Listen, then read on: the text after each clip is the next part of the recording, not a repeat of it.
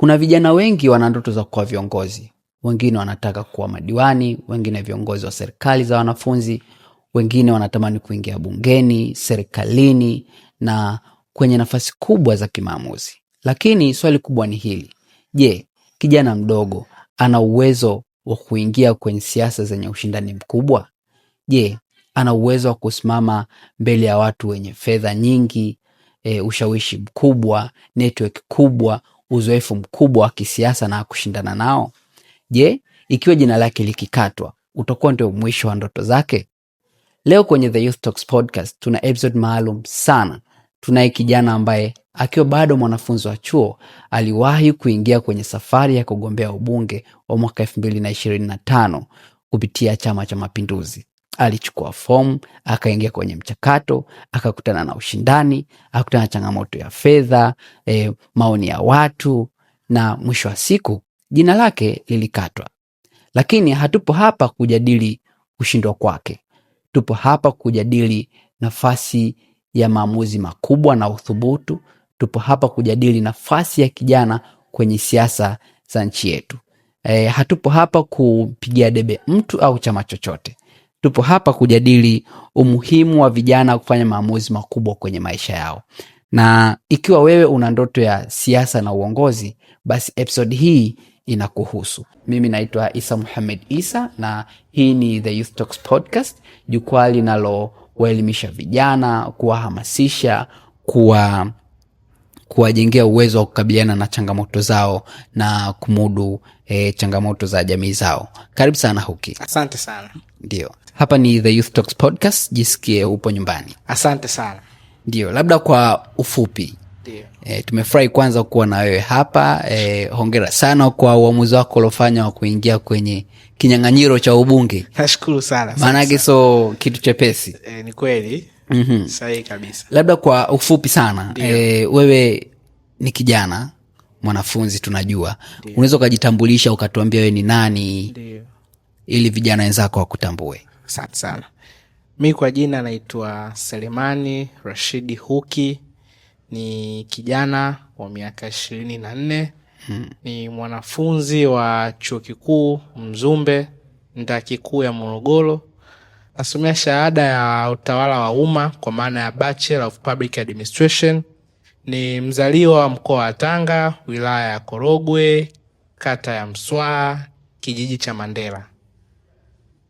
Ndio.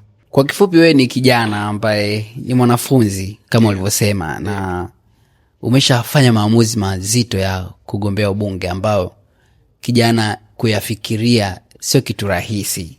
Kuchukua fomu ya kugombea ubunge mwaka 2025. Sasa tunataka kujua safari yako. Safari yako tunataka kujua kwa undani zaidi ilikuwaje na nini. Tunataka kujua ukweli, tupate mafunzo, tujue changamoto ulizokutana nazo na utupe ujumbe ambao utashare na vijana wenzako. Sasa labda tuanze kwa ufupi sana. Ni wakati gani kwa mara ya kwanza ulijiambia kwamba mimi nataka kuingia kwenye siasa? Kwa mara ya kwanza kabisa, shauku na matamanio ya kuingia kwenye siasa ilikuwa wakati nasoma sekondari. Wakati nipo kidato cha pili. Mimi sekondari nilisoma Dar es Salaam. Kuna shule moja Dar es Salaam pale ipo Kariakoo inaitwa Azania Sekondari. Wakati nipo kidato cha pili nilikuwa ni kiongozi. Sasa nikirudi nyumbani likizo, na nyumbani nilipokuwa naishi Tabata, nilikuwa nimekutana na ndugu zangu wengine wa mtaani pale walikuwa wanajihusisha na masuala ya siasa. Kuna kaka zangu pale, wao ndio walini-inspire kwa mara ya kwanza kabisa kuona mbali na kwa kiongozi shuleni, kumbe naweza nikajiunga na chama cha siasa huku na nikaendelea kujikuza kwenye masuala zima ya uongozi. Kwa naweza nikasema kwa mara ya kwanza kabisa mimi najiunga na Chama cha Mapinduzi ama nakuwa miongoni mwa vijana ambao wanapenda masuala mazima ya uongozi na siasa ilikuwa ni 2018. Mwaka 2018 wakati nipo kidato cha pili. Sasa ni mazingira gani, labda kuna mtu au mazingira au tukio ambalo lilikushawishi na ukaamini kwamba mimi natakiwa kugombea ubunge? Kwa mwaka jana, kwa hali iliyopo ya kisiasa mwaka jana, na kwa namna ambavyo chama chetu, Chama cha Mapinduzi, kilivyoweza kutujengea ujasiri sisi vijana UVCCM, ilikopo ni ndoto ya vijana wengi kuweza kupata ujasiri, kuvaa ujasiri wa kusema kwamba mimi nakwenda kugombea. Kwa hapo wenzangu wengine, sisi bado tupo wanafunzi vioni, walienda kujitosa maeneo mbalimbali kugombea ubunge. Wapo vijana wenzangu pia wengine walikwenda kugombea ngazi za udiwani katika kata zao nyumbani. Wanafunzi wenzangu wa mavyuo na wengine sio wanafunzi lakini tuna umri sawa na mimi hapa. Kwa hiyo Chama cha Mapinduzi kitujengea msingi ya kuamini kwamba ili uweze kuwa kiongozi sio lazima uwe mtu mzima. Ni kijana wa sasa hivi ndio ambaye unafaa kuwa kiongozi, kuweza kuiongoza jamii yako. Kwa hiyo yale malezi ambayo tunayopatiwa kwenye Chama cha Mapinduzi kupitia jumuiya yetu ya vijana sisi huku hivi CCM, ndio ambayo inisukuma mimi kuweza kuona sasa hata mimi kwa hapa nilipofikia, kwa uwezo ambao niko nao, nina uwezo kabisa kwenda kugombea hii nafasi. Mbali na kwa kuna mazingira mengine ya nyumbani kijini kwetu walikuwa wananipush vile vile, lakini kwenye chama chetu kilitujengea misingi ya kujiamini, misingi ya kuona kujenga uthubutu na kuweza kuona tunaweza. Kwa na mimi pia ni miongoni mwa kitu ambacho kinisukuma na kujikuta na kwenda kugombea hii nafasi mwaka jana. Ndio. Sawa, safi sana. Sasa najiuliza swali moja. Unajua vijana wengi sisi ambao tuko chuo, ambao wamehitimu, ambao tunawaza tumalize, tuombe kazi, tupate ajira au tufanye biashara. Ndio. Ila wewe uliweza kugombea ubunge. Ndio. Kwa nini ubunge? Ni kweli vijana wengi tuna matazamio hayo kwamba nikimaliza shule moja vyeti vyangu vile vinilipe, kwa maana niombe kazi mahali kupitia vile vyeti nipate kazi, ama nikikosa kazi basi nitazamie biashara. Lakini kwangu mimi vyote nathamini kazi ambayo nitakayoipata kupitia elimu ninayoisomea, nathamini biashara, lakini pia natamani kuja kuisaidia jamii yangu. Natamani sana kuja kuisaidia jamii yangu ambayo naiona mimi kama kijana wao. Leo hii nipo huku nasoma na wanatamani kuona baada ya kupata hii elimu sasa nakwenda kuwanufaisha wale ambao hawakuweza kubahatika pengine kupata hii elimu, hawakuweza pengine kufikia hii level ambayo mimi nimeifikia. Sasa nitasaidia vipi jamii yangu? Sina mabungutu ya fedha mfukoni ambao naweza kumpa kila mwana kijiji ama kila mwananchi katika jimbo ama katika sehemu unayoishi. Kwa hiyo nikaona nafasi pekee ambayo mimi naweza kwenda kuisaidia jamii yangu ni kwenda kuwa mwakilishi wao endapo nikipata ridhaa. Kwa hiyo na ili uweze kuwa mwakilishi wao ni lazima upite michakato. Kwa Tanzania yetu hii tuna mfumo wa vyama vingi, tuna demokrasia. Kwa hiyo lazima ufanye demokrasia, ujiunge na chama ukaombe ridhaa, kikupitishe uende kwa wakilishi wananchi. Kwa hiyo ndivyo ambavyo na mimi nilifanya. Niligombea ubunge kwa lengo la kwenda kuisaidia jamii yangu, niweze kuwa mwakilishi wao katika sehemu mbalimbali za kimaamuzi katika serikali yetu ya Tanzania. Uligombea ubunge kwa ajili ya kusaidia jamii. Hii ni The Youth Talks Podcast na leo tupo na Mr. Huki, kijana ambaye aliamua kujitosa kwenye mbio za ubunge. Sasa tupeleke kwenye siku ambayo uliamua sasa kuchukua fomu. Ilikuwaje hiyo siku? Ulikuwa unajisikiaje? Sasa leo unaenda kuchukua fomu. Unajua kwa mwaka jana nilipata kidogo muda ugumu, lakini ile siku ambayo nilikwenda kuchukua fomu, mimi nilichukua fomu siku moja kabla zoezi la uchukuaji fomu kuisha. Mimi nakumbuka nilichukua fomu tarehe 1 mwezi wa 7 2025. Zoezi la kuchukua fomu liliwekwa kwa muda gani? Zoezi la kuchukua fomu lilikuwa linaanza kuanzia tarehe 28 mwezi wa 6. Kwa unaweza kuona tarehe 28, tarehe 29, tarehe 30, tarehe 1, tarehe 2 saa 10 jioni ilikuwa ni mwisho. Kwenda kwa ukachukua tarehe 1. Mimi nilichukua tarehe 1 majira ya saa 5 asubuhi na kesho yake saa 5 asubuhi kama sio saa 6 mchana niliweza kuirudisha. Ile siku ambayo nilichukua fomu kiukweli ilikuwa ni mara yangu ya kwanza kuchukua fomu kubwa kama ile, kuomba ridhaa ya kuwa kiongozi. Mara nyingine zote huku nyuma nilikuwa nachukua fomu kuomba nafasi ya uongozi katika sehemu ambayo na imani na ni rahisi pengine. Kwa umekuwa ukijaribu pia kugombea nafasi zingine? Yes, nilikuwa nikijaribu pia sehemu nyingine za nyuma katika sehemu mbalimbali shuleni, huku nje, wapi, kwenye CCM chamani. Kwa siku ile pia ilikuwa ni ndoto yangu pia kwamba nimechukua fomu kubwa kama hii na sita nini kwa nimedhamiria. Kwa ninapochukua fomu nilikuwa nadhani nilikuwa sio mimi kwa ulikuwaje sasa? ulikuwa unajua wanasema hata kama ukiwa na furaha sana usizionyesha hadharani, ukiwa umechukizwa sana usionyesha hadharani. Lakini siku ile pia nilikuwa na furaha sana kwamba kuona nimefikia umri wa kuweza kuwa na uthubutu wa kuchukua fomu kubwa kama hii kwa lengo la kwenda kuisaidia jamii yangu. Kwa hiyo ni kitu ambacho kwangu kilikuwa ni cha faraja sana. Na kutokana na changamoto ambazo nilikuwa nakutana nazo pengine nisingeweza kufanikiwa, lakini nilifanikiwa na nikachukua ile fomu vizuri na nikaijaza na nikarudisha kwa wakati vile vile. Okay. Kwa hiyo ilikuwa ni siku nzuri sana kwangu. Au kuambiwa umekosea jina? Hapana. Kwa jana katika siku nzuri sana kwangu ilikuwa ni pamoja na ile.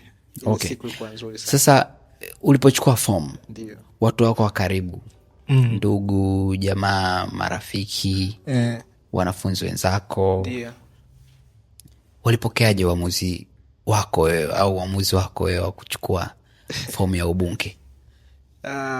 Kiukweli ili swala sikuwa mara ya kwanza kabisa, nilifanya la hatua chache.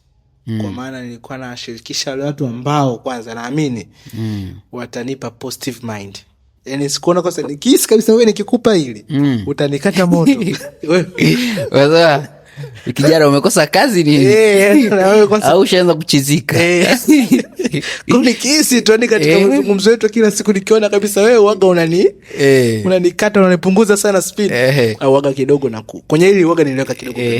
Kwa nikaanza kuwatafuta wale watu ambao naona nikimpa hili atanipa offer, atanipa mawazo jipya lakini zuri la kuliboresha lile wazo langu, hata ukatisha tamaa. Yaani kiufupi kwamba wazo langu sikuwa nipo tayari kuona linapingwa. Ila nilikuwa nipo tayari kuona ile wazo langu nalo kwenda kulitoa kwa mtu analiboresha, yaani analiongezea nyama liwe nene. Kwa hiyo watu wangu karibu mara kwanza kabisa nilowapa nilipokea positive. Kadri siku ninavyozidi kwenda watu wangu wengine karibu na kwenda kuwapa idea hii, bwana mimi nia hii nataka nifanye jambo hili, walikuwa wanapokea positive. Familia sasa kidogo, kwenye familia kulikuwa yani walikuwa wananiamini kwamba utaenda. Na walikuwa aonyeshi kwamba usiende, nenda, lakini mimi nilikuwa naona kabisa ni sura zao kwamba ukinitenda kimoyo, yani kimdomo wanakusupport ila kimoyo hapo na wewe lazima tu kijana wetu kachizika kabisa, kachizika imekwaje? Lakini nilikuwa na nia hiyo. Marafiki zangu hususan wanafunzi wao walikuja kulipata taarifa vizuri baada ya mimi nishafanya maamuzi, yani nishapiga karibu step kama 10. Kati ya 10 baadaye sana. Ila watu wangu karibu, familia, marafiki zangu, mentors wangu wa siasa nilivyokuwa na shirikisho walikuwa wananipa okay, lakini ndio walikuwa tunajaribu kuliboresha. Wapo wengine ambao walinipinga, sio kwamba wote ambao wapo wengine walinipinga. Nakumbuka nilikuwa naongea na anko wangu mmoja anaitwa Constantine. Siku nilimpigia bwana anko na 1 2 3. Anko alini challenge sana. Niliona sio kwa pili wa anko, lakini nikasema anko bwana kiukweli kama hili ndilo ambalo tunafanya tuvunje undugu. Mvunje undugu kisa ubunge jamani. Nitakuja kuomba radhi mbele, lakini mimi siliachi. Kwa hiyo alini challenge, lakini baadaye akanielewa na alinisupport vizuri tu. Okay. Kwa namshukuru Mungu. Sasa kwa kijana ambaye hajawahi kupitia mchakato huo, ni vitu gani watu hawavijui kuhusu kugombea nafasi kubwa kama ubunge? Kwa kijana ambaye hajawahi kugombea nafasi kama hii, wanasema uondoa ngoma uingie ucheze.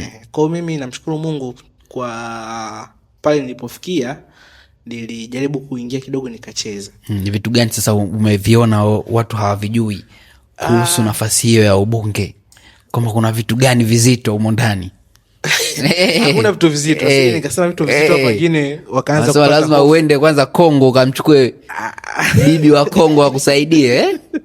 Amna, mimi waga na muamini Mungu. Na ndivyo ambavyo nilifanya. Nilikuwa na muamini Mungu, naekeza nguvu kwa Mungu katika hili jambo linaloendea. Kikubwa ambacho niliweza kukiona katika mchakato ule, ile nafasi ni kubwa. Lazima kwanza tuielewe. Yani sio nafasi ya kawaida. Nafasi ni kubwa. Kwa hiyo kama unavyojua nafasi kubwa, maandalizi yake kuweza kuifikia lazima iwe makubwa. Na ili uweze kupata nafasi kubwa lazima ukubali kupata changamoto kubwa. Yaani uweze ukataka kitu kikubwa afu ukamuoga kupata changamoto kubwa. Basi wewe ustahili kupata hicho kitu. Kwa hiyo changamoto kubwa zilikuwepo, lakini hatukukata tamaa. Na changamoto kubwa hazikopo kwenye upande labda wa mambo ya ajabu, hapana, ni namna tu ambavyo hali halisi ya mchakato unavyoenda. Mchakato uende kiutoto, mchakato unakwenda kikubwa. Kwa hiyo leji kama yangu mimi sijajua kwa wagombea ambao ni wazoefu watu wazima, ila kwa jia kwangu yangu mimi nilikuwa napata changamoto ya nenda rudi, kutii kikao kinakuita, kuona kuna sehemu kabisa unahitaji ufanye kitu fulani lakini hauwezi kwa sababu ya level uliyopo. Yani unajikuna pale ambapo mkono unafika. Sasa huwezi ukajikuna sehemu ya mbali wakati mkono ufiki. Kwa changamoto zilikuwepo. Na kitu ambacho mimi binafsi kiukweli namshukuru Mungu ambacho niliweza kujifunza siku ile ni kuweza kuona hata namna gani ya ujazaji wa zile fomu. Ile fomu kiukweli ni ipo tofauti na hizi fomu nyingine ambazo sisi huku nyuma tulikuwa tunazijaza kati tunaomba nafasi mbalimbali za uongozi. Ile ipo smart sana. Utakiwi kukosea, utakiwi kuharibu, utakiwi kujaza uongo, kwa sababu pia kuna vyombo vinafuatilia taarifa zako utazokuwa umezijaza mule ndani. Kwa hiyo uwezo ukasema eti mimi labda nimeoa wakati wewe hujaoa. Mbona sio? Kwa sababu utaki kudanganya. Kutofauti na huko unaweza kadanganya sio nini ukafunika mambo akaenda. Kule ni fomu ambazo ziko very very very serious. Kwa hiyo hicho ni kitu ambacho mimi kwangu kilinifunza sana. Kwa kumbe huku tunapoelekea inabidi uwe serious. Kuna vitu vinabidi viandae mapema yani. Ifika tu nyakati za kujaza fomu, viambatanisho vya vyeti sio nini unaviattach tu. Kwa hiyo ni kitu ambacho mimi kwangu hicho nilijifunza kikubwa sana. Okay. Userious wa fomu ulinifunza jambo kubwa sana. Okay. Sawa jamani, hii ni The Talks Podcast na tupo na Mr. Hook hapa anaendelea kutupa madini ya ubunge. Sasa unajua kwenye mambo ya kugombea haya kuna kuga na team. Yes. Huwezi kuwa peke yako. Ni kweli. Si ndio? Ni kweli. Wewe ulikuwa na timu ambayo inakusupport baada ile yena ile wajumbe. Ulikuwa na timu yako ambayo inakusupport au ulianza safari yako peke yako? Nisiwe muongo kabisa, to be honest. Katika mchakato ambao mimi nilikuwa nimeufanya, katika hatua ambazo nilikuwa napiga, sikuwa na timu. Yani timu kwa maana ya kikundi cha wajumbe ambacho hichi kinasema tunasimama na Hook. Kijana wetu lazima apite. Kiukweli ile mimi sikufanya na sikuwa na timu kwa sababu pia ndani ya chama chetu kiliweka utaratibu ambao ulikuwepo ni kwamba kwanza wakati kwenda kuchukua fomu ukikwenda na Kigoma wala kurudisha fomu rudisha na Kigoma. Unakwenda kuchukua fomu wewe, unajaza wewe, unarudisha wewe. Lakini pia baada ya kurudisha fomu tulikuwa tunasubiri michakato ya vikao. Kwa hiyo kwenye michakato ya vikao majina yatakaporudi sasa na tukaruhusiwa kuanza kutafuta kula za maoni ndani ya chama. Kwa sababu kuna mchakato kula za maoni ndani ya chama. Kwa hiyo katika tukifika kwenye kile kipindi sasa ndo hapo mtu anaruhusiwa kujifungamanisha na mgombea fulani ama kujifungamanisha na kundi fulani. Sasa kwa hatua za mwanzo zile mimi sikuwa na kundi. Sikuwa na kundi kabisa. Okay. Sasa kwa uzoefu wako, ndio mchakato wa kugombea ubunge unahitaji rasilimali gani zaidi ya fedha? Ukiachana na fedha, ni rasilimali gani ingine muhimu ambayo inaweza ikamsaidia kijana ambaye ameingia kwenye huo mchakato kwa uzoefu uliopata? Kwanza fedha sio rasilimali namba moja. Kwangu mimi. Kwangu mimi na imani rasilimali watu ndio kigezo namba moja. network hiyo sasa. Network ya viongozi na wajumbe ndani ya Chama cha Mapinduzi. Okay. Hiyo ndo mtaji mkubwa ambao mtu unatakiwa uwe nao. Lakini pia 2 ni fedha. Na fedha kwa ajili ya kuweza kukusaidia wewe kwenda na kurudi, kama fomu kuilipia, kuipata, mchakato mzima ule. Kwa hiyo ukiachana na fedha unatakiwa uwe na network, uwe na watu ni kitu ambacho pia ni lazima kwa mwanasiasa yoyote kaka. Kwa mwanasiasa yoyote lazima uwe na mtandao mkubwa wa watu, kwa sababu uongozi, dhamana zinaamuliwa na wajumbe na wananchi. Sio adhamuliwi na wingi wa begi. Wingi wa fedha tunasemaga begi. Kubwa wa begi hauamui nani ya kiongozi. Kwa ukiwa na rasilimali ya watu wa kutosha na ukipata pesa ya kuweza kulani huo mchakato, kuna uwezekano mkubwa sana ukafanikiwa katika hatua ambayo unaipambania. Okay. Sasa Mr. Huki. Naam. Kwa kiwango ambacho upo uhuru kushare. Hapa tunakupa uhuru sasa. Unajua mchakato wa kugombea, kuchukua fomu kunahitaji fedha, kuna yale mambo sijajua michakato mingine, ila fedha tunajua inahitajika. Sasa kwa kiwango ambacho upo tayari kushare, upo huru kushare fedha za kuendesha shughuli hizi, ulizitoa wapi Mr. Huki? Fedha za kuendesha mchakato mzima. Wewe ni mwanafunzi bwana au bumu? Unataka utuambie bumu hapa sasa hivi? Hapana, bumu hapana sasa. Ulizipataje fedha? Kiukweli kwanza nilikuwa na dhamira ya dhati. Kwa hiyo nilikuwa na msukumo wa ndani kwamba okay, mimi chikitu na uwezo wa kukifanya na nia thabiti ya kukifanya. Kwa hiyo nilikuwa nishaanza kujidunduliza kwamba kwa sababu mwezi fulani nina jambo hili na lazima nilitimize, ni lazima mimi mwenyewe nianze kujisave. Nitakapofikia kama nikiona kitoshi, sasa ndo nitaangalia watu ambao niko nao, una nani. Kwa hiyo mimi mwenyewe kwanza nilikuwa mtu namba 1 kuweza kujitafutia pesa kwa ajili ya kutimiza hili lengo ambalo nilikuwa niko nalo. Lakini pia namba 2, familia. Naishukuru sana familia ili ni support kwa asilimia nyingi sana. Lakini pia 3, nina watu wa karibu ambao wengine wananilea kisiasa, wengine nimekuwa tu nikifahamiana nao toka zamani, au ndio ambao walinishika mkono. Lakini moja nilikuwa ni mimi mwenyewe, nilijisave sana, nilijibana sana. Nilijichanga sana.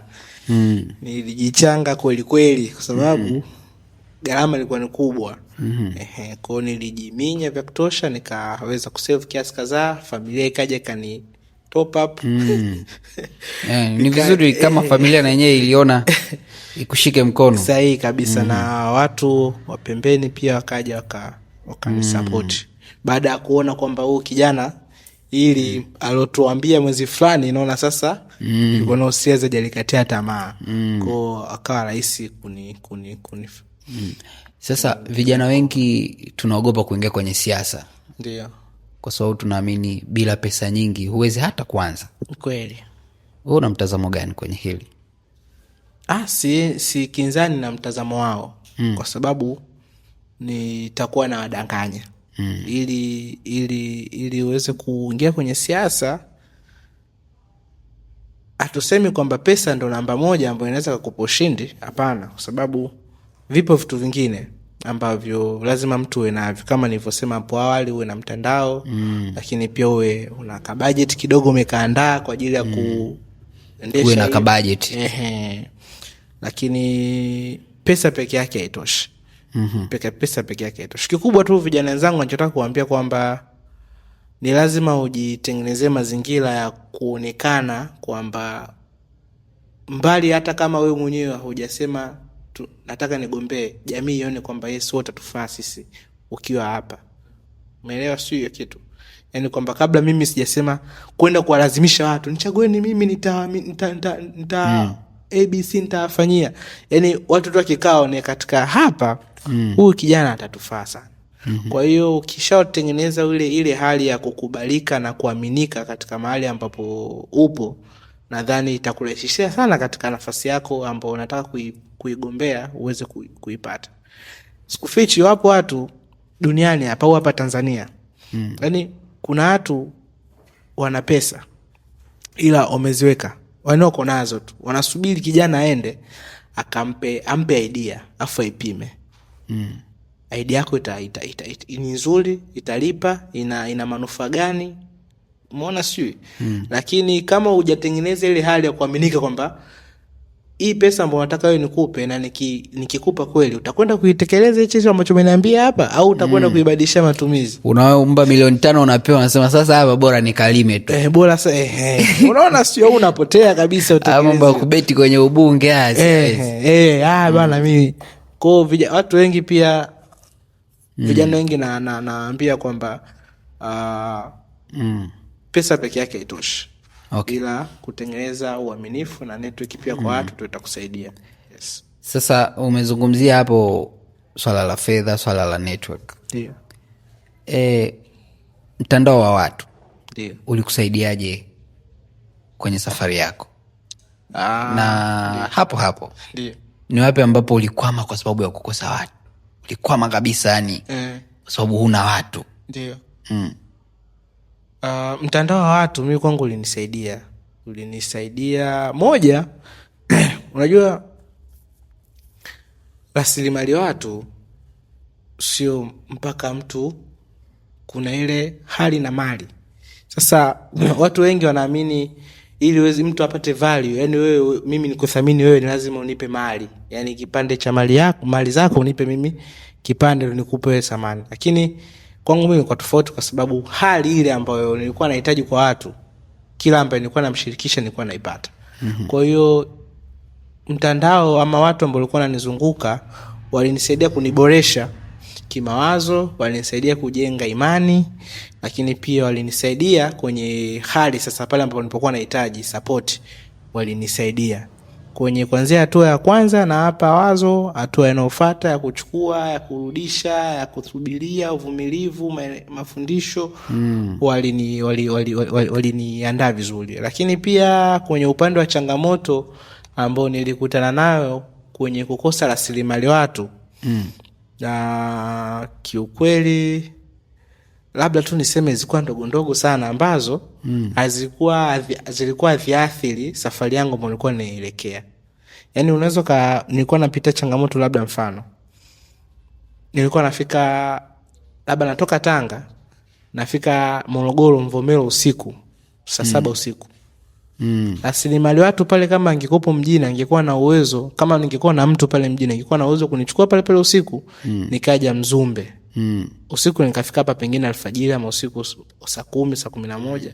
Lakini kama vile nimekosa, maana yake nilikuwa natafuta hoteli pale mjini na pumzika asubuhi na kuja huko. Kwa unaweza kuona rasilimali watu nilikuwa naikosa ilikuwa ni ndogo sana, ambayo ilikuwa iathiri moja kwa moja safari ambayo nilikuwa naelekea. Lakini kwa asilimia kubwa rasilimali watu walinisaidia vya kutosha sana. Sawa. Sasa tuangalie pale kwenye kushiriki. Ndio. Kuja listi ya majina waliochukua fomu. Ndio. Sawa. Unakuta pale majina watu wazito, watu wana fedha, wana network kubwa, wana uzoefu kwenye siasa ya muda. Saa nyingine umekuwa mtoto ukiwaona, ushawishi mkubwa. Ulipoona hayo majina ulihisi nini? Yani ulikuwa unajisikiaje kwa mfano? Kwanza nikiwa mkweli kabisa. Kuna watu wengine mimi nilikuwa na watazama kama viongozi ambao tuko nao katika nchi yetu, na wengine pia nilikuwa napata nafasi, pengine niko nao mbali, lakini nilikuwa najifunza kupitia wao namna ambavyo wanahudumia wananchi, namna ambavyo wanatoa mchango katika kulijenga taifa letu. Kwa hiyo nilivyojiona na mimi pia nipo katika ile kundi ambalo tupo katika mchakato wa kuchukua fomu na kurudisha, ambao ni utaratibu wa kichama, nilisema sasa maji sasa sina budi kuyaoga kwa hapa nilipofika sasa. Kwa hiyo nilikuwa na pande mbili. Pande ya kwanza nilikuwa naona nakuwa Lakini upande wa pili sasa nakuwa lakini na wapiku vipi hawa wapinzani, not wapinzani, hawa wagombea wenzangu, watiania wenzangu, na wapiku vipi? Umeona hicho kitu? Kwa hiyo nilikuwa na pande mbili. Pande kwanza nafarijika kuweza kuona naingia kwenye kinyang'anyiro la mtu ambaye kwangu alikuwa ni role model. Lakini upande wa pili sasa, okay, huyu ni role model wako, upo naye kwenye kuomba ridhaa kugombea hii nafasi. Una kitu gani hapa cha kufanya iweze kumzidi huyo? Kwa hiyo ndio kitu ambacho kwangu kwa kinanifikirisha. Okay. Na mimi ngoja nitangaze ni hapa mwakani uchaguzi mwingine uliishi 2030 naenda kwenye jimbo la Mwigulu Nchemba. Mheshimiwa Waziri Mkuu nikamtoe pale kwenye ubunge au mtu yote mzito nani na vijana wengine, ukiona kuna mgombea mzito hapa jitose momo, unaweza kumshinda. Sasa wewe ni mwanafunzi, ndio nadhani pirika za hizo kugombea kufanyaje zilikuta ukiwa bado uko chuoni, si ndio? Sasa uliwezaje ku manage pressure ya masomo, siasa hapo maisha binafsi na matarajio ya watu? Kama ule mjombako sijui alikuwa anatarajia nini, uliwezaje ku manage vitu vyote hivyo? Kiukweli kipindi kile nilikuwa naona kabisa kwamba kwa hali ambayo niko nayo sasa, moja, kuna vitu vya msingi nilikuwa nabidi mimi nilikuwa, ngoja ngombe kitu kimoja. Mimi nilikuwa na short list, nilikuwa niko nayo kabisa. Kila kitu ambacho nilikuwa nakifanya nilikuwa nakiwekea kibox na tiki kwamba hichi done, hichi bado, hichi done, hichi bado. Kwenye ku manage pressure ya shule, masomo na siasa na jamii kwa ujumla, target yangu mimi ilikuwa ni kugombea. Nikasema hiki hata kama zikitokea mawimbi gani ya nje, lakini hili mimi lazima nifocus nalo. Kwa hili mimi ngwashaelekea kabisa tiki. Na kuja upande wa pili, masomo. Tena kipindi kile bahati mbaya bahati nzuri tulikuwa, mimi nimechukua form tarehe 1 nimekwambia, na nimerudisha tarehe 2. Tarehe 3 tunaanza UE. University examination. Tarehe 3 tunaanza UE. Kwa hiyo unaweza kuona kabisa nina lecturer wangu mmoja aliniambia kwa nini usipostpone mtihani uje ufanye special mwezi wa 9. Sasa mimi tayari nilikuwa nisha focus kwamba mimi nitagombea, mbali na kugombea nitafanya mtihani na mtihani lazima nifaulu. Lakini pia mbali na kufaulu nina watu sasa. Ndio pressure ya nje sasa, jamii na kuonaje, leo umeenda Tanga kwenye kikao, kesho umerudi huku tena kwenye hii chumba cha mtihani. Unaweza usieleweke, vurugu unaweza usieleweke kabisa. Yaani unaweza usieleweke, yaani unaweza kusahau huyu jamaa na karogwa nini au shule kameonaje. Lakini mimi nilikuwa focus kwamba lazima nigombee, lazima mtani faulu. Watu wa nje watakachoongea chochote nitajitahidi nisikitilie maanani. Na kuna watu wengine kabisa nilikuwa nahisi huyu pengine message zake inaweza zikawa zinaniumiza ama zinanivunja moyo, ni kwa sizifungui kwa wakati huo. Ama huyu simu zake inaweza zikawa zinanitoa katika reli, ni kwa sizifungui kwa wakati huo. Lakini pia wale watu ambao kwangu walikuwa na umuhimu kwa wakati huo nilikuwa nimewashikilia. Kwa mfano kama chuoni huku, watu ambao nilikuwa nasoma nao kwa nimewashikilia sana kwamba mimi watanisupport kwenye discussion, kwenye final touching za kuingia kwenye mtihani watanisupport. Kwa ndivyo ambavyo niweza kumanage. Nilipunguza watu wengi sana kipindi kile kwa ajili ya yale ya msingi sana, ni ya focus. Niende nitimize jambo langu la kugombea, hii nifanye vizuri. Na namshukuru Mungu nilifanya vizuri sana. Sikupata supplementary wala sikufanya kitu chochote kibaya, nilifanya vizuri. Sasa ni changamoto ipi kubwa ambayo uliipitia kwenye safari hii? Changamoto ndo kama hivi niliyosemea, kwanza ni upande wa muda. Muda kwangu ulikuwa unitoshi kabisa. Kwa sababu nilikuwa sina uwezo wa kufanya special. Kwanza nilikuwa naogopa kufanya special kwa sababu unaogopa niko naogopa kufanya special kwa sababu akili ishafunguka kwamba huki lazima ugombee, lakini pia lazima mtihani ufanye. Kwa hiyo kuangusha kimoja nilikuwa siwezi. Na nilikuwa nasema kwamba hapa akili yangu mimi imeshafunguka kwamba lazima nifanye mtihani. Na namna ambavyo najijua mimi mwenyewe akili yangu kwamba nikisema niipooze nije nifanye special, inawezekana ka special ndo nikafanya vibaya kuliko hata huu ambao nitakwenda kufanya sasa. Okay. Kwa hiyo muda ndo liniathiri sana kwenye upande wa huu mchakato ulivyoenda. Lakini pia jambo jingine, mbali na muda kuniathiri, unajua, ngoja nikwambie kitu. Kwa umri kama wangu kugombea nafasi ile, kugombea nafasi ya bunge, moja kwa moja lazima utapata watu wengi sana ambao kila mmoja atataka akuelezee mikwaje, umefanikiwa, umefikia wapi. Wengine wanakuita mheshimiwa mbunge kabisa. Unaweza kupata na machawa kabisa. Mheshimiwa. Unaelewa kitu. Sasa kwangu mimi nikasema hapa sitaki kuonyesha kama kuna sehemu mimi naumia. Okay. Kwa lengo la kuweza kuwaaminisha wale watu wangu ambao niko nao wananiamini kwenye hii safari yangu naweza. Kwa hiyo nilikuwa napitia ile hali ya kuwa strong. I was a strong man kipindi kile. Okay. Na namshukuru Mungu alinisaidia sana. Okay. Kuwa strong na kusimamia unachokiamini kama kijana, si ndio? Hicho ndio kikubwa. Hii ni The Youth Talks Podcast. Tupo na Mr. Huki, tunaendelea kula madini mazito ya kuwa mbunge. Kwa hiyo vijana ambao mna ndoto ya siasa na uongozi, naamini hapa mnapata vitu vya kutosha sana. Na kukumbusha tu usisahau kusubscribe na utuachie maoni yako kwenye comments hapo kuhusu mjadala huu. Sasa turudi kwako Mr. Huki. Naam.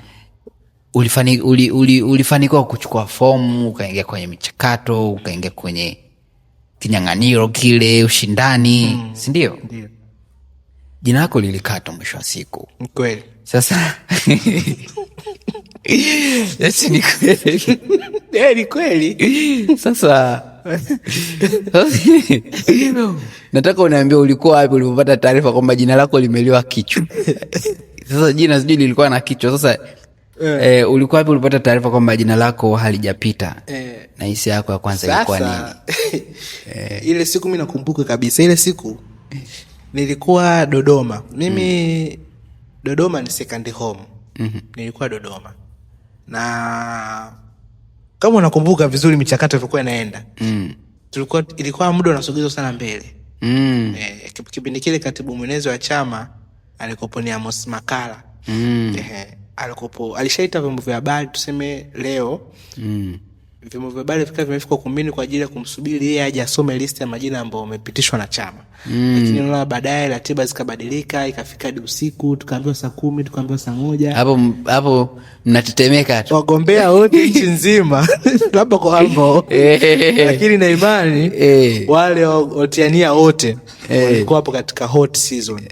Kwa ile kusogezwa mbele kwetu sisi ilikuwa natupa tusema kimuemue kwamba imekuwa si ndio alisogeza, afu nikaona sijui ameongeza sijui idadi ya watu.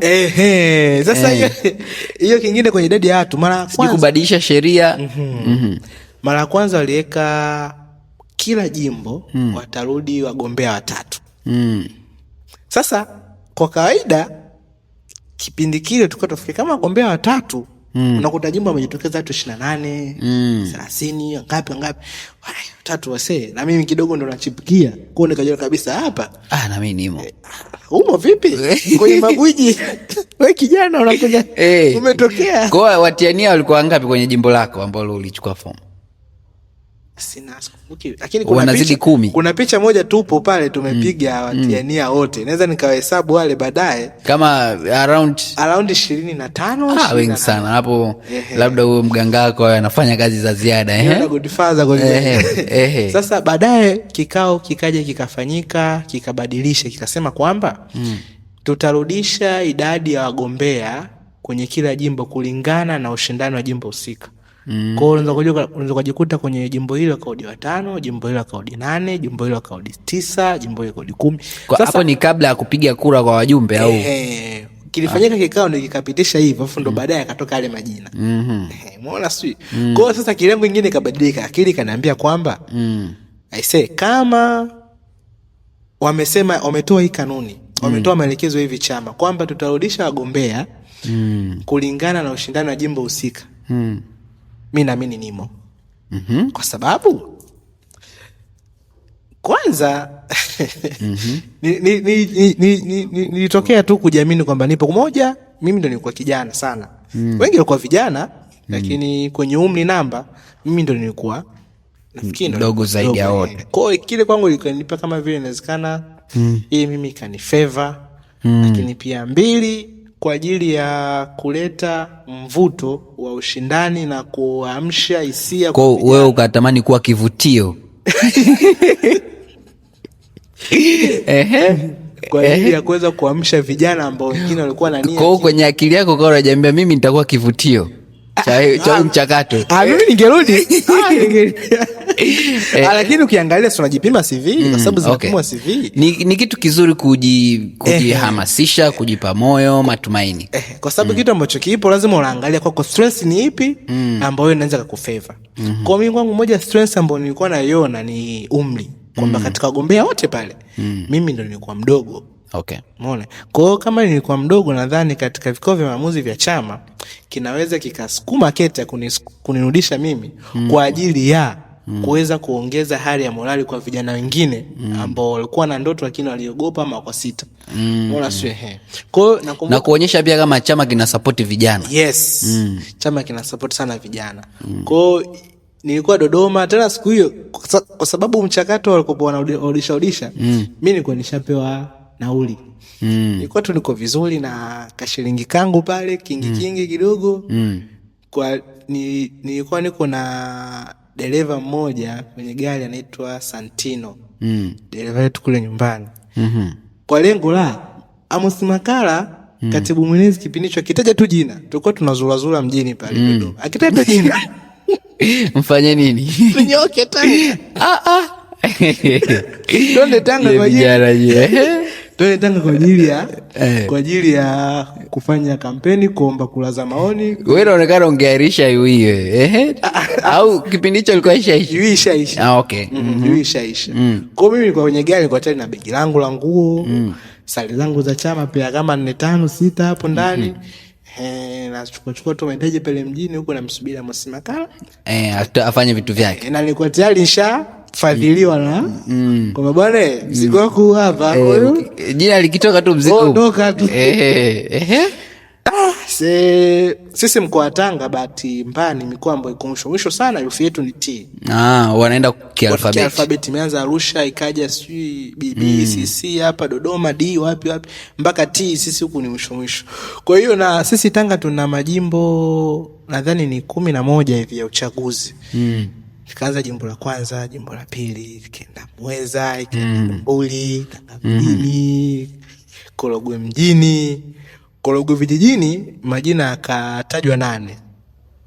Jina la kwanza Korogwe vijijini ndio juma ambalo nilikuwa nimegombea. Jina la kwanza Chali, jina la pili, la 4, la 7, jina la 8 hamna kitu. Majina 8. Na nafikiri rudi kama jina 8 hivi pale kwetu. Mpaka jina la 8 hamna kitu. Amos Makala anaweza kutangaza bara, anaenda kutangaza majimbo ya visiwani. Tafsiri yake tumefunga mjadala. Uamini hapo. Kwanza kama mkubwa hapa Kigali. Cheka pale gari. Pumue kwanza. Tupumue kwanza. Baada ya pale yule kitu ambacho mimi kilinitachi ni kwa sababu nilikuwa nashaanza kujenga trust ya kutosha kwamba I was in, yani nipo ndani katika hii list ya leo. Okay. Sasa baada ya majina kuwa sipo pale, nikatulia tu pale. Kwanza moja nilimshukuru Mungu kwa mpaka pale nilipofika. Lakini nilimpigia mama yangu alikuwa yupo Dar es Salaam, nakumbuka. Nilimpigia mama, vipi? Mambo yangu naona yameishia hapa. Basi sawa, haina shida. Nikampigia simu na brother. Brother alinipigia simu kwa sababu brother mambo yake yaenda vizuri. Yeye alinipigia simu. Bwana, nimeona, relax, tulia. Kwa hiyo wewe pumzika tu hapo nyumbani, tutaonana.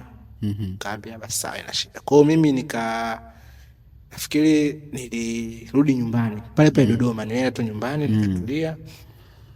Simu sasa zikazidi kwa nyingi. Simu zikazidi kwa nyingi za watu, pole, wengine message nini. Kwa hizi nilikwambia hamna message za nilikwambia. Ukajua mbishi.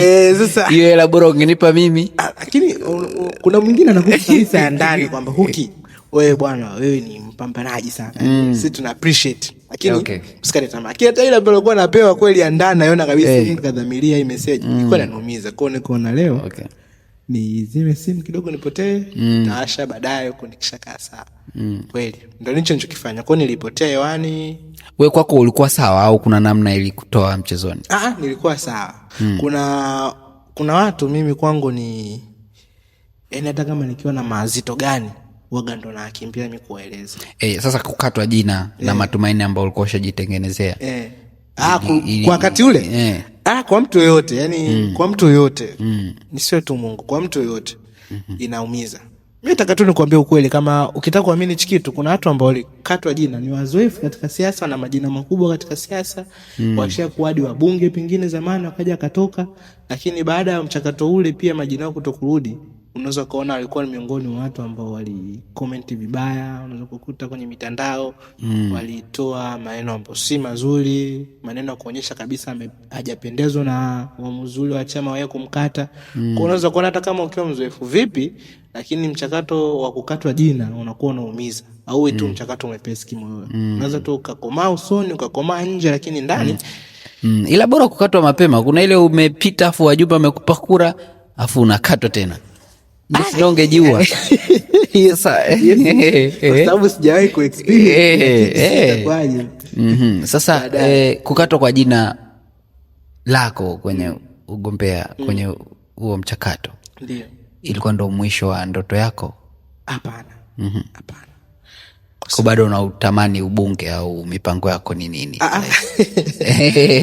Si utamani ubunge kwa sababu moja, na thamini sana mbunge ambaye tuko naye pale sasa hivi. Ni mbunge kijana mwenzetu anaitwa Timotheo Paul Mzava. Ni mbunge ambaye tunaona utendaji wake wa kazi katika kulisaidia jamii yetu pale Korogwe vijijini, na sisi wengine ambao bado huku tuligombea naye, lakini yeye mwenzetu akapata nafasi, tunaendelea kumpa ushirikiano. Kwa hiyo sina nia tena kugombea ubunge kwa sasa hivi, wala hata sina hesabu za 2030, kwa sababu mbunge ambaye tuko naye tunamuona anatosha na tunamuona anafaa kabisa kuendelea sisi kuwa naye. Kikubwa ambacho sisi sasa hivi tunakifanya kama vijana ambao tuko pale jimboni kwake Korogwe vijijini, ni tunaendelea kumpa support ya hali na mali katika kuhakikisha maendeleo ambayo anapambania bungeni kuyasemea, kama maji, shule, miundombinu, barabara.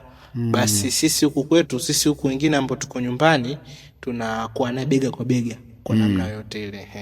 Kwa hiyo ndoto kwangu mimi hazijafa, kwa sababu naamini pia kingine, hizi nafasi za uongozi anagawa Mwenyezi Mungu.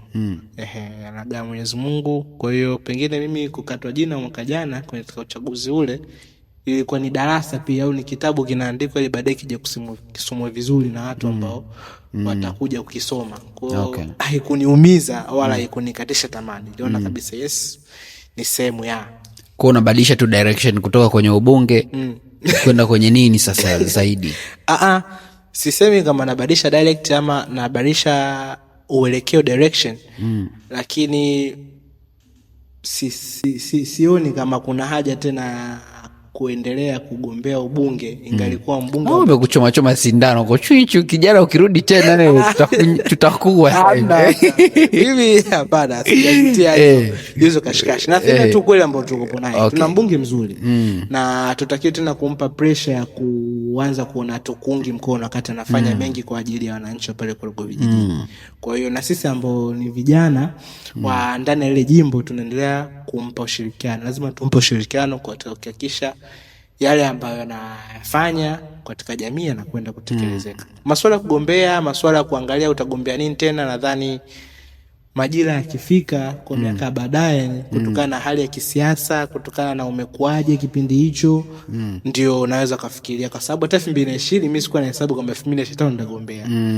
Lakini 2025 nikagombea. Kwa hata 2030 sina hizo hesabu. Lakini kutokana na mazingira ya kisiasa, hali itakavyokuwa, Mungu naye ndo anapanga katika hiyo hali. Sasa kama ungepewa nafasi ya kurudia mchakato karudiwa kuanzia awali, yani tukarudia mchakato wa kuchukua fomu, tujaze, tufanyaje, pirika ni ungefanya kitu gani cha tofauti? Cha tofauti? Labda kuna mahali uliona nilikosea hapa, mchakato ungerudiwa, kitu gani ungebadilisha?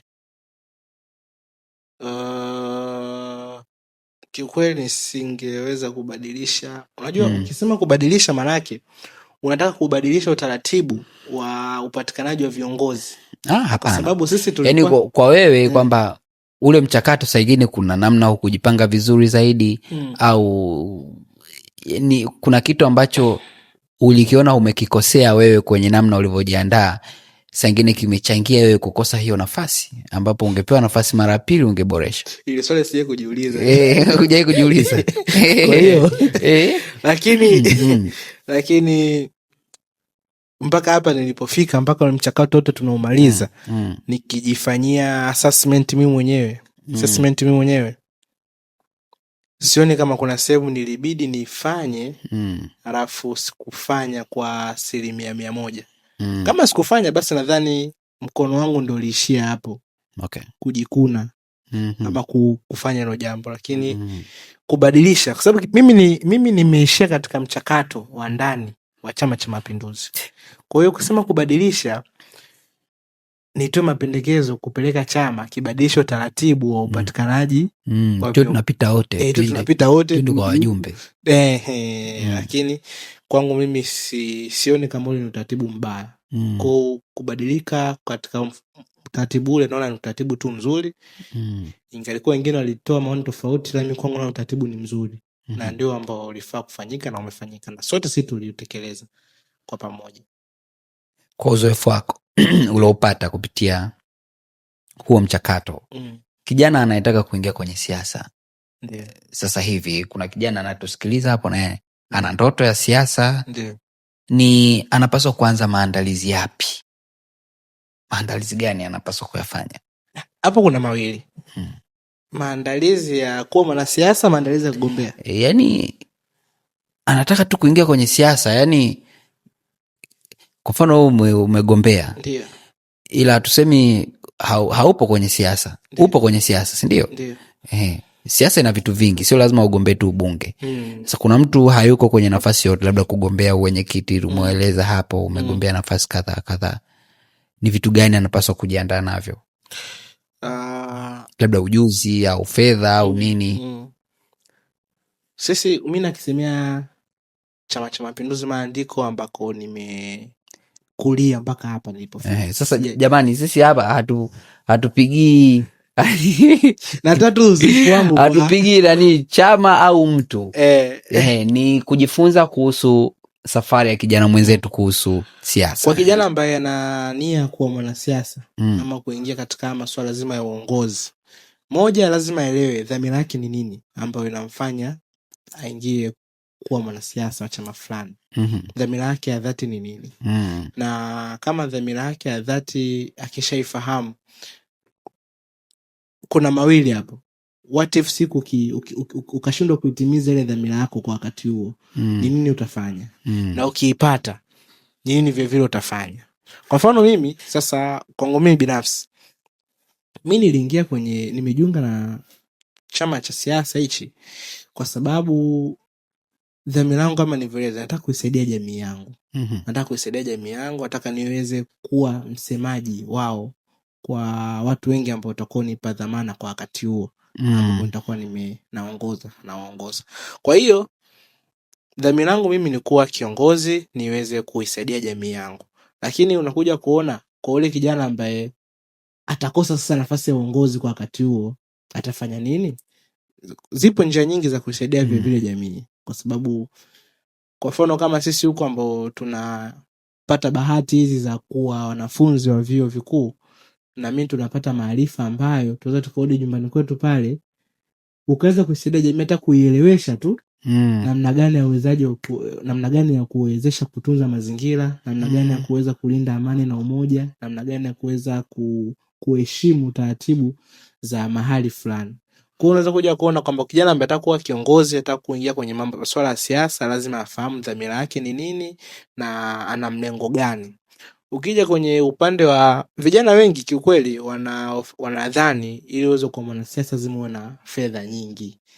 Yani mimi siwezi kuingia au kugombea mahali fulani nisipo chini ya milioni 5. Mimi nataka tu nikwambie kweli, mimi nimekwenda kugombea, sina pesa ya kusema kwamba naweza nikamuunga mtu fulani anitetee. Ila ulikuwa na hela. Ndio, una hela ya kumuunga mtu. Ila hela si ulikuwa nayo? Ila nilikuwa nayo fomu. Sawa. Ila fomu. Si hela. Ila nauli. Na hela Mulikuwa tu na hela fomu, ila nauli mimi binafsi. Hela fomu, ila nauli, ila maji njiani. Lakini kwa sina mabulungutu kiasi kwamba labda labda nitembee na escort, labda nifanye nini. Kwa yule kijana ambaye naamini ili mtu uweze kuwa na fedha nyingi ndio uweze kuwa kiongozi, hapana. Kwa sababu wapo watu wengi ukifuatilia walikuwa na pesa nyingi lakini waligombea mahali wakakosa.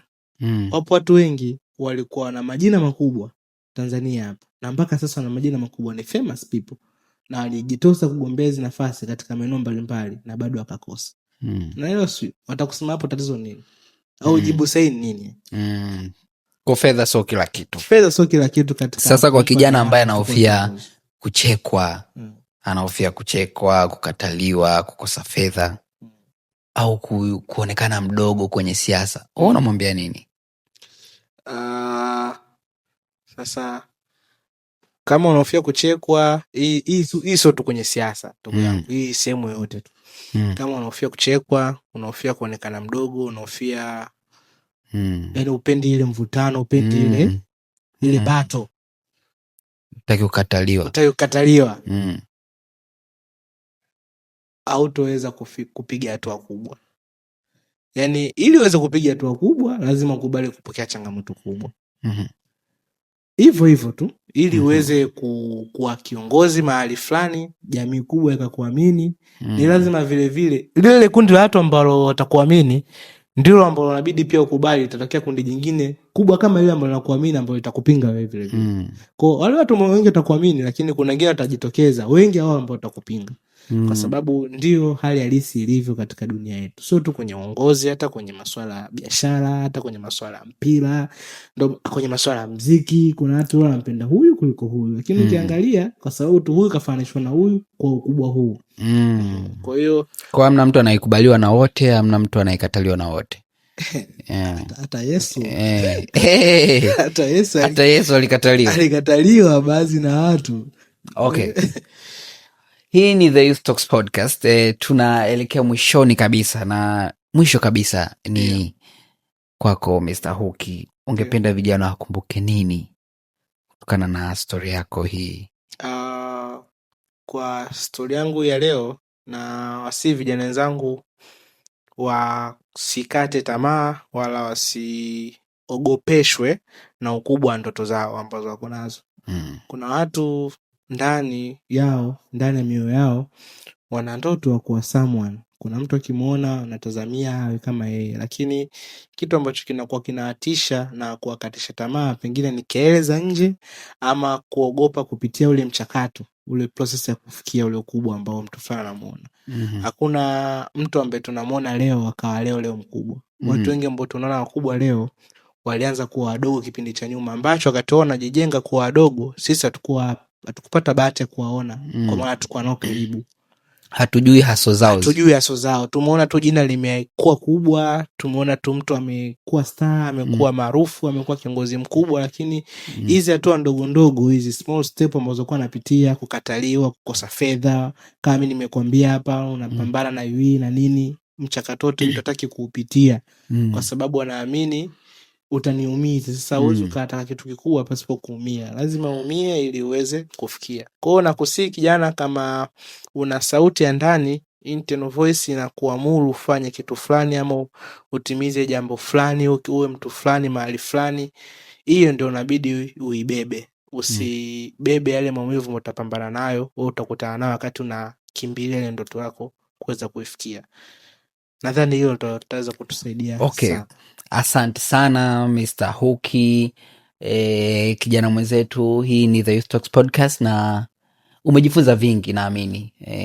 Mwisho kabisa amemaliza, kama una ndoto, una maono makubwa, unatamani kuwa mtu fulani, usiogope kukataliwa, usiogope kuchekwa, sindio? Yes, okay. Ulikuwa na mimi hosti wako Isa Muhammad Isa, na mgeni wetu leo alikuwa Selemani Huki. Kwa hiyo naamini umejifunza. Kwa wale ambao wana ndoto ya kuwa wanasiasa, wana ndoto ya kuwa viongozi, yeah. Sio uongozi, sio lazima uwe kwenye serikali au kwenye siasa, aidha chama au nini, inaweza uongozi kwenye eneo lolote lile. Basi naamini hapa umepata vitu ambavyo vinaweza kusaidia kukufanya uwe wa tofauti na ulivyokuwa mwanzo. Asante sana, ni kutakie siku njema, tukutane kwenye episode inayofuata. Asante.